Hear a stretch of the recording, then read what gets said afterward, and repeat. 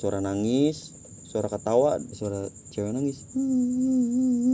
Oh ternyata bekas orang gantung diri, perempuan. Setelah kejadian katanya tangannya gini, ada yang ngarahin. Kayak Kata yang dia ya, ngarahin. ada orang sila tapi nggak ada kepalanya. Sila.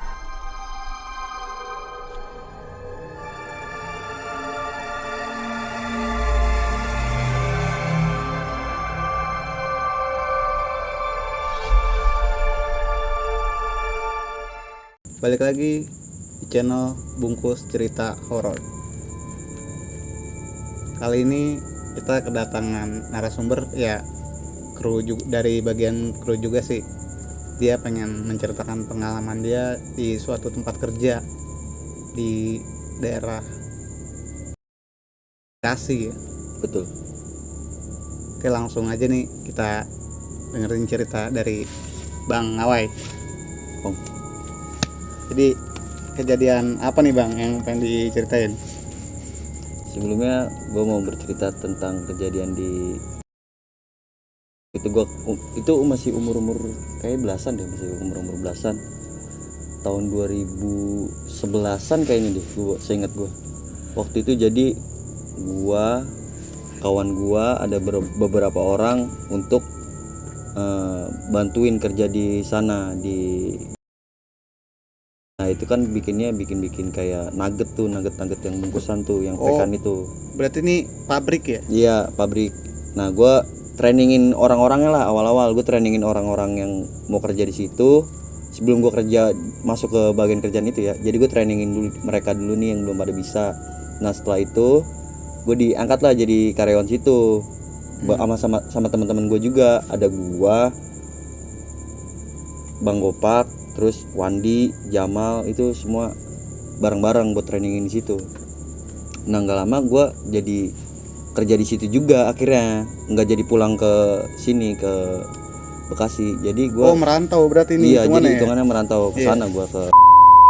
Nah itu awal mulai kisahnya ya. Jadi gue pas di situ, gue kan belum tahu itu tempat serem sama sekali atau enggak ya kan. Iya. Yang gue tahu tuh tempatnya tuh ada mes 2, di belakangnya rumah kosong, terus sampingnya itu kayak bengkel bubut gitu. Nah di sini pabrik nuggetnya, dan di sininya tuh tempat buat pemotongan ayam. Jadi ada tempat pemotongan ayam juga. Nah di sini kamar mandi. Oh banyak bangunan berdiri juga di situ ya? Iya banyak bangunan tua lah. Ada besi-besi tua juga. Jadi pertama-tama sih gue awal enjoy, nikmatin pekerjaan aja awal-awal. Di siang hari tuh ya, awal-awal di siang hari. Nah teman-teman gue kan yang lain kan yang ikut bantuin trainingin anak-anak ini udah pada pulang nih semua. Dan gue udah mulai nginep tuh di situ waktu itu. Gue nginep di situ, udah mulai rese tuh gangguannya. Gue juga pertama mah apaan sih, nggak mungkin lah gue bilang. Ini maksudnya awal lu datang hari pertama di situ? Iya. Udah mulai gangguan? Udah, gue pas nginep di situ awal-awal, pas gue udah mulai kerja di situ awal-awal, itu udah ada gangguan.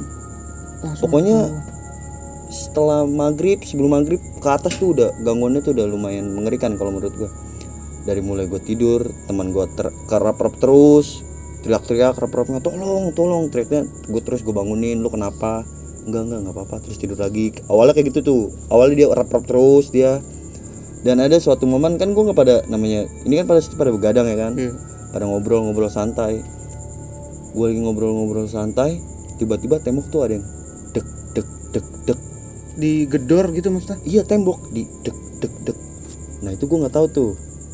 Gue masih ngobrol aja santai kan, ya lah itu mah nggak, paling apa kali, kata anak-anak, positif aja. Nggak lama bunyi lagi dek.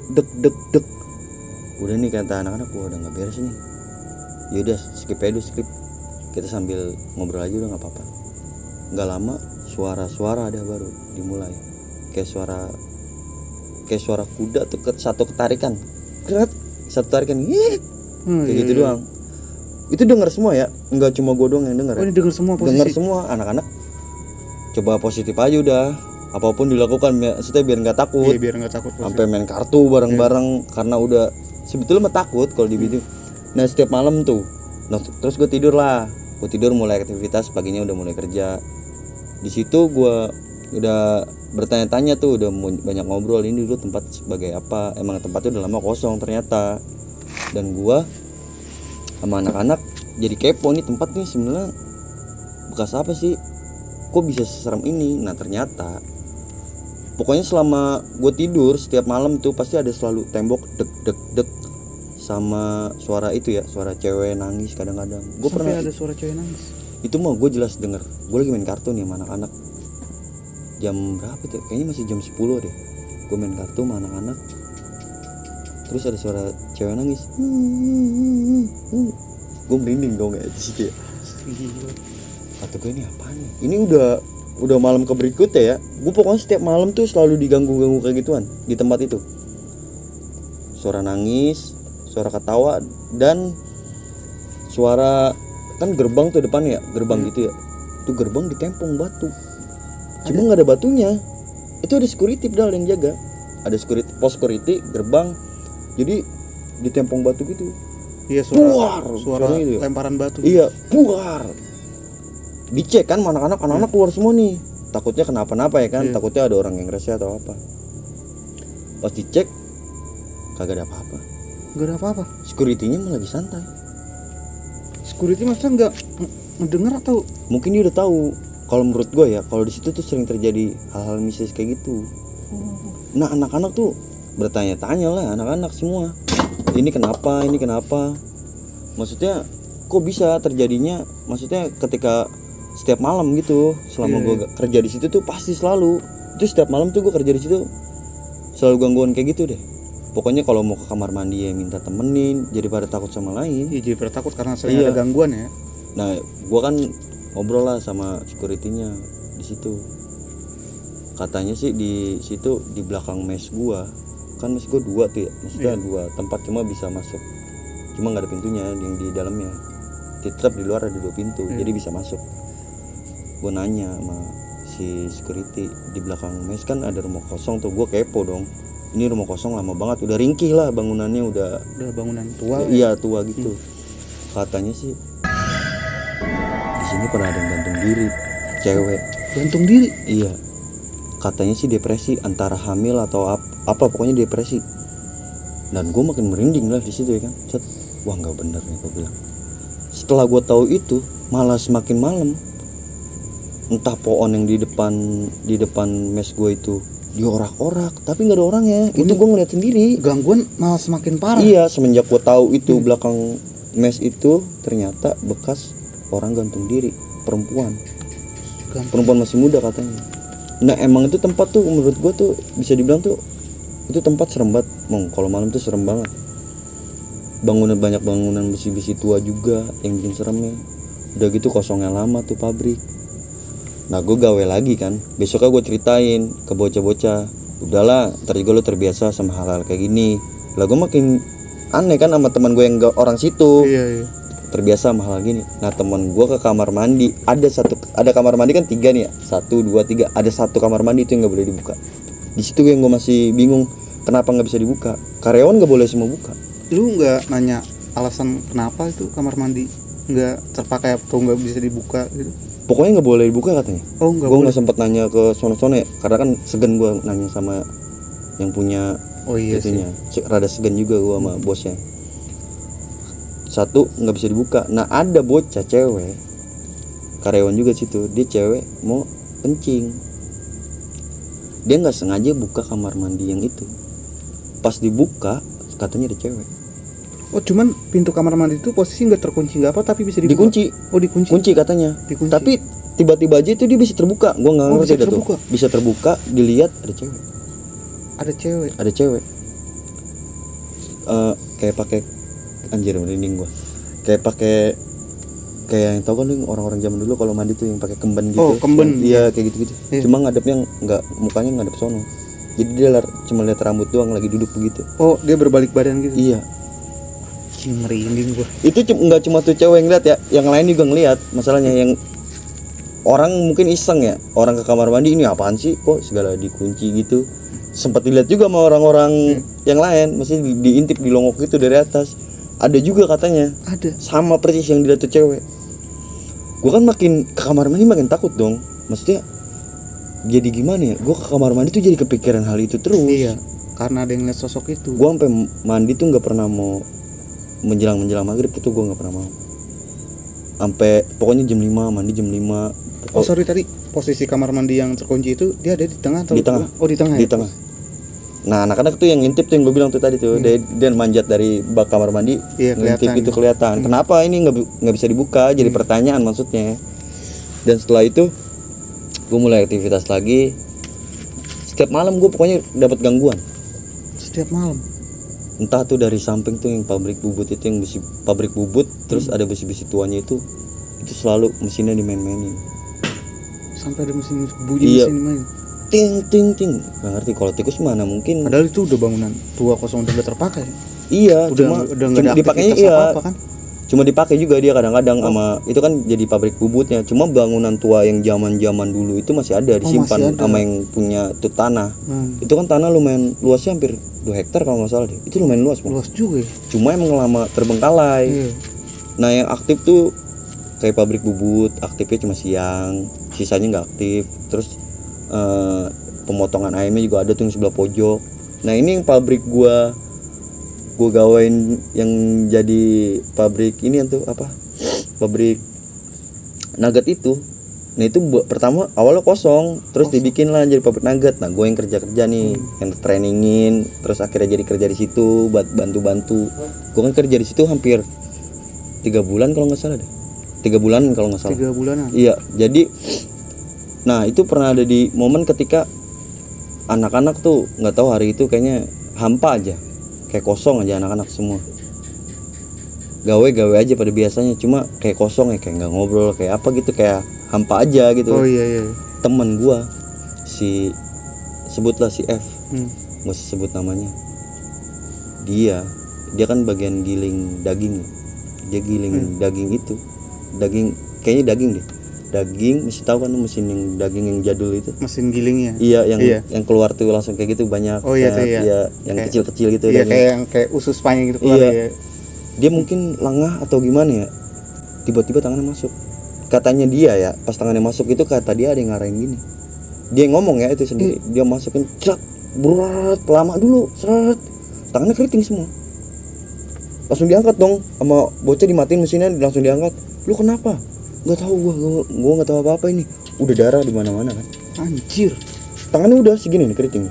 Dia masuk berarti posisi kegiling tangannya. Giling.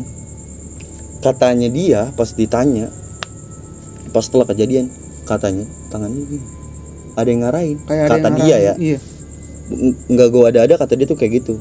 Terus pas kejadian itu kan udah matiin tuh semua mesin, dia udah darah banyak-banyak. Nah, security itu nyamperin. Terus tiba-tiba security itu ngobrol sama makhluk astral gitu. Oh, dia interaksi. Interaksi, gue juga nggak, gue kan ngeliatin ya, gue udah parno semua di situ. Wah, nggak bener nih kerjaan, gue bilang. Tempatnya serem banget, gue bilang. Dia katanya ngobrol. Gue liat-liat dia kayak ngobrol gini. Udahlah, mungkin dengan bahasa ininya. Udahlah, jangan ganggu anak-anak ini. Anak-anak di sini kan cuma nyari makan, cari kerja buat keluarganya. Udah jangan diganggu-ganggu. Terus dia baca-baca gitu, udah. Langsung teman gue dibawa ke rumah sakit. Ternyata di sininya tuh udah keputar semua tangan. Anjir, kegiling dong. Kegiling. Nah, setelah itu kan jadi kerjaan sempat berhenti dulu kan tuh. Selama 2 hari 2 hari. diberhentiin dulu tuh kerjaan pas kejadian itu. Nah, gue pulang dulu dong. Kalau pas kerjaan berhenti gue nggak mungkin di situ karena gue juga takut kan. Nah, gue balik lagi lah ke situ. Gue pada biasa malam. Pasti gangguannya tuh udah menjelang maghrib ke atas tuh udah gangguannya udah. Oh, setiap malam dapat gangguan terus. Iya. Pas semenjak itu tahu itu juga, pas tambah tahu ada yang gantung diri di belakang itu. Kalau nggak salah dia ngomongnya tuh security-nya hamil apa depresi gitu. Seingat gua kayaknya mah hamil deh. Jadi gantung diri. Emang itu tempatnya pas gue liat ke belakang tuh gua cek tuh emang satu ringki udah nggak layak pakai, udah jadi udah banyak yang hitam-hitam di tembok gitu tuh udah serem banget udah menurut gua. Dia katanya gantung diri di situ. Udah pas gua tahu gantung diri di situ, teman-teman gua juga pada tahu itu, menurut gua serangannya semakin kencang. Gangguannya semakin parah ya. Udah ketawa, kuntilanak kayak gitu, suara yang tadi, yang satu tarikan itu terus. Maksudnya kok lu bisa dapat gangguan sekencang itu? Apa dia ngerasa terganggu atau gimana? Kayaknya. Ada aktivitas di situ? Apa gua ngobrol terlalu berisik atau gimana? karena kan tempat lama itu udah lama kosong juga. Itu mes tuh udah lama kosong, itu tuh yang gue yang bersihin mesnya. Jadi depannya tuh udah bala banget, maksudnya udah banyak rumput tinggi-tinggi. Itu yang gue yang bersihin anak-anak. Padahal harusnya jadi enak ya dibersihin. Iya harusnya ya kan, kalau ini mah jadi rame, jadi nggak seserem itu. Pas gue tahu kejadian yang gantung diri itu, yang sosok perempuan gantung diri itu, teman gue ngelihat pisan katanya. Ngelihat sosok yang gantung diri? Iya, cuma depan di jendela doang tuh. Depan jendela dia? Jendela doang, cuma nggak kelihatan mukanya, cuma putih doang sama rambut panjang udah. Oh mukanya nggak kelihatan? Iya. Katanya sih si cewek yang itu, kalau kata si security itu, dia mungkin kehilangan arah, mau minta bantuan karena dia gantung diri kan, minta bantuin, minta selamatin mungkin ya kan, minta doain atau apa. Di situ emang gue juga pada sholat jarang-jarang pada ya kan, pada gitu-gitu. Jarang dipakai pengajian.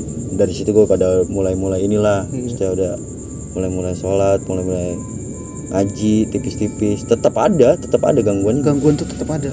Pokoknya setiap mau tidur selalu itu gue bingung tuh kenapa digede-gede gitu sampai itu tembok kencang itu gangguan. Iya, itu makin udah di situ pas semuanya itu udah terjadi, gue makin nggak betah dong. Gue bawaannya pengen pulang. Iya risih lah karena ada gangguan. Di satu momen udah gue mutusin, gue kerja terakhir nih, gue bilang gue mau pulang aja karena kakek gue juga udah nyuruh, udahlah pulang aja, itu tempat nggak benar. Kakek lu udah tahu juga nih? Iya, kata kakek gue nggak benar. Sebelum bercerita sama kakek lu? Iya, gue pernah bercerita kerja di sono. Emang tempat daerah sono kan emang lumayan mistisnya kenceng. Oh, terkenal mistis kenceng. Iya, udahlah lu pulang aja ke Kerangan, nggak usah ke sono. Yaudah gue mutusin hari itu, gue udah ngomong mau resign. Udah pokoknya hari itu gue kelarin dulu kerja, set kelara sore kan. Gue mau mandi tuh. Gue mau mandi tuh udah 5:30 kalau nggak salah. Gue mau mandi buat pulang. Gue mau mandi nih, jalan kan lumayan jauh kan kamar mandinya dari mes. Gue jalan dulu, enggak, kamar mandi itu bukan di mes, jalan dulu deket pabrik yang 3 kamar mandi itu. Gue mandi di sebelah sini. Gue jalan set, udah agak-agak mau maghrib itu 5:30 tuh. Gue jalan set, itu gue nggak tahu ya, gue ngelihat di pojok ada orang sila tapi nggak ada kepalanya. Sila tanpa kepala di bangunan besi tua kan, pojok tuh ada bangunan besi tua, dia jadi sila begini terus nunduk begini. Gue pikir orang nunduk pertama, wah orang kali, karena emang itu tempat buat ngejemurin karyawan ya, ngejemurin pakaian. Sila begini aja nih, diem. Gue liatin kan ya, gue sebelum mandi gue liatin dulu depan kamar mandi nih, set gue liatin, lama-lama kok nggak ada kepalanya, terbang ke atas dong, slup, terbang ke atas. Gue lari, gue nangis. Tanya bocah itu yang di situ tahu, kenapa lu nangis? Kagak, gue mau pulang. Hari itu juga gue langsung pulang. Udah gue dari situ udah kepikiran terus. Pakaiannya hitam gitu kayak orang-orang zaman dulu deh. Cuma nggak ada kepalanya. Itu terakhir gue ngeliat itu. Pokoknya gue kan dari pas ngeliat itu gue langsung lari sambil nangis, teriak-teriak. Gue udah nggak bisa berkata-kata dah, apa aja gue udah panik, udah saking panik. Gue lari. Bocah juga nanya, lu kenapa nangis lu, kata anak-anak. Nggak, biasanya agak gue ngeliat gue gitu doang bahasa gue. Gue ngeliat gue kemas baju, udah gue balik hari itu. Dan nggak lama anak-anak pada resign. Resign semua. Udah karena udah nggak bener juga maksudnya tempatnya. Oh, ini bukan karena pabrik udah nggak menampung produksi, karena emang tempat udah nggak beres nih ya. Udah resign satu-satu udah, karena bocah juga takut juga. Itu sih menurut gua pengalaman yang paling ekstrim buat gua selama gua kerja di situ. Gua kerja cuma sebentar, 3 bulanan. 3 bulan, tapi teror itu bertubi-tubi ya. Gokil asli. Ya.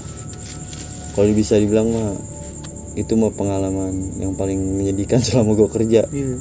Dari awalnya gangguan benturan barang, sampai ada wanita di kamar mandi, nangis, ketawa.